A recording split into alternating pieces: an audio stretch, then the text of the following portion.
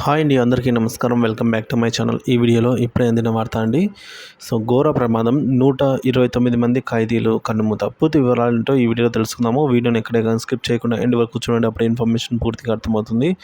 అలాగే వీడియో చూస్తున్నవారు వీడియోకి ఒక లైక్ చేయండి. ఫ్రెండ్స్, ఇక విషయానికి వచ్చినట్లయితే democratic republic of Congo, DR Congo అండి. కాంగోలో సెంట్రల్ మకాలా జైల్లో అయితే దారుణం జరిగింది. సుమారుగా 129 మంది ఖైదీలు చనిపోయినట్లుగా ప్రభుత్వం ప్రకటించింది.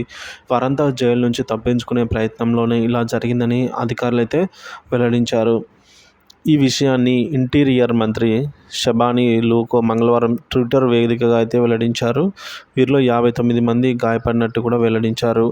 ఇక మకాలా సెంట్రల్ జైల్లో నుంచి సామూహికంగా తప్పించుకునే ప్రయత్నం చేశారంతా వీళ్ళంతా కూడా. ఈ క్రమంలోనే గార్డులు అప్రమత్తమై రంగంలోకి దిగడంతో తొక్కిసలాట జరిగింది. కిచెన్లో మంటలు చెలరేగాయి.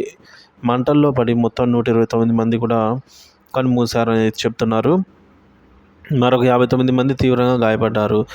ఇక అడ్మినిస్ట్రేటివ్ భవనంలో కూడా దెబ్బతినిందనమాట. భవనం కూడా డ్యామేజ్ అయింది అని మంత్రి షబానీ లూకో పేర్కొన్నారు. ఈ ఘటనపై దర్యాప్తు చేపట్టినట్టు కూడా తెలిపారండి. జైలు అధికారులు ఓ వార్తా సంస్థతో మాట్లాడుతూ ఖైదీలు ఎవరూ తప్పించుకోలేదని, తప్పించుకునే ప్రయత్నించే వారంతా కూడా చనిపోయారని తెలిపారు. ఈ ఘటనపై విచారణ చేపట్టినట్టు వెల్లడించారు. ఇకపై ఖైదీల వాదన మాత్రం మరోలా ఉంది. తమకు బయట నుంచి భారీ కాల్పుల చప్పులు వినిపించాయని పేర్కొంటున్న సదరు సంస్థ అయితే ఈ విధంగా ఖైదీలు అయితే ఈ విధంగా పేర్కొంటున్నారు. ఇరువురి వాదన భిన్నంగా ఉందని అయితే చెప్తూ ఉన్నారు.